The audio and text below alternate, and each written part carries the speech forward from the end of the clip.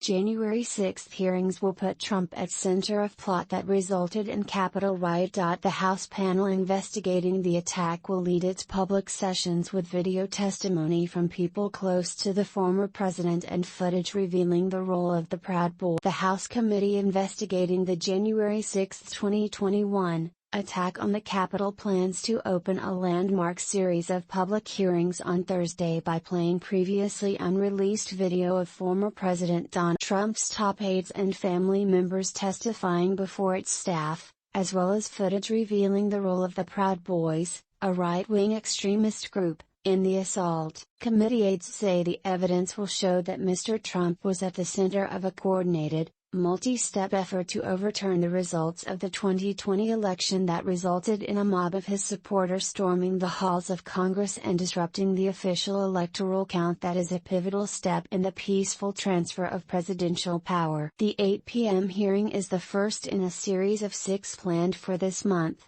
during which the panel will lay out for Americans the full magnitude and significance of Mr. Trump's systematic drive to invalidate the 2020 election and remain in power. Will demonstrate the multi-pronged effort to overturn a presidential election, how one strategy to subvert the election led to another, culminating in a violent attack on our democracy, said Representative Schiff, Democrat of California and a member of the committee. It's an important story, and one that must be told to ensure it never happens again.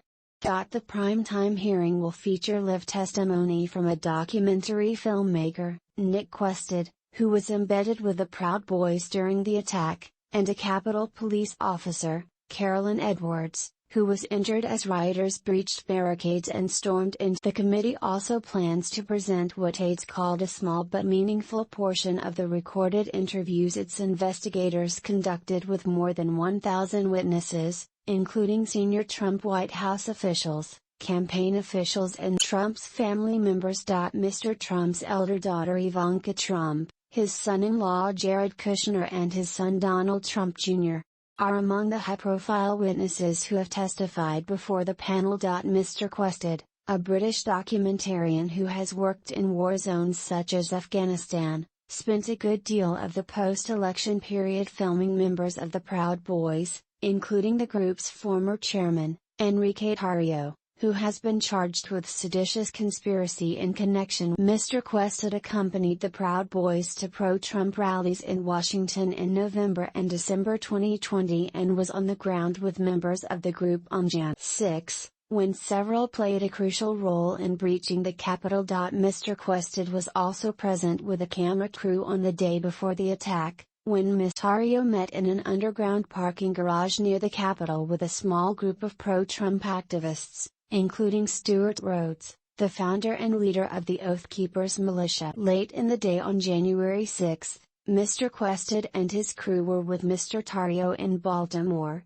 filming him as he responded in real time to news about the riot. Ms. Edwards, a well-respected Capitol Police officer, is believed to be the first officer injured in the attack, when she sustained a concussion during an assault at a barricade at the base of Capitol Hill. A man who has been charged with taking part in the assault, Ryan Samsel, told the FBI during an interview more than a year ago that just before he approached the barricade, a high-ranking member of the Proud Boys, Joseph Biggs, had encouraged him to confront the police. Other officers around the building recall hearing Officer Edwards calling for help over the radio, one of the first signs that mob violence was beginning to overrun the police. Months after the attack, she continued to have fainting spells believed to be connected to her injuries.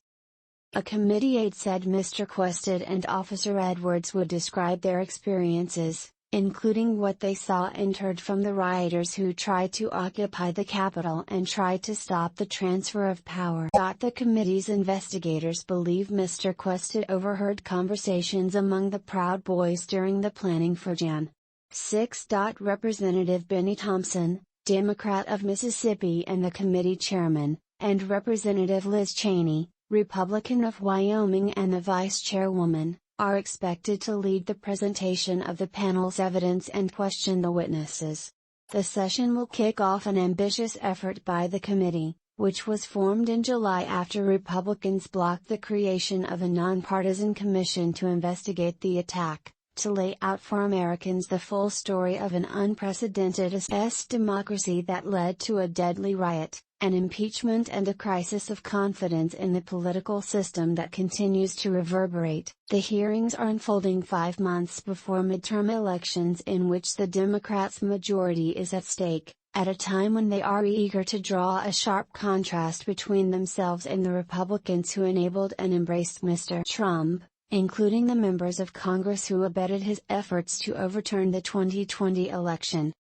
Other hearings are expected to focus on various aspects of the committee's investigation, including Mr. Trump's promotion of the lie that the election had been stolen, despite being told his claims were false, his attempts to misuse the Justice Department to help him cling to power, a pressure campaign on Vice President Mike Pence to throw out legitimate electoral votes for Biden Jr., the way the mob was assembled, and how it descended on Washington on Jan. 6, and the fact that Mr. Trump did nothing to stop the violence for more than 3 hours while the assault was underway.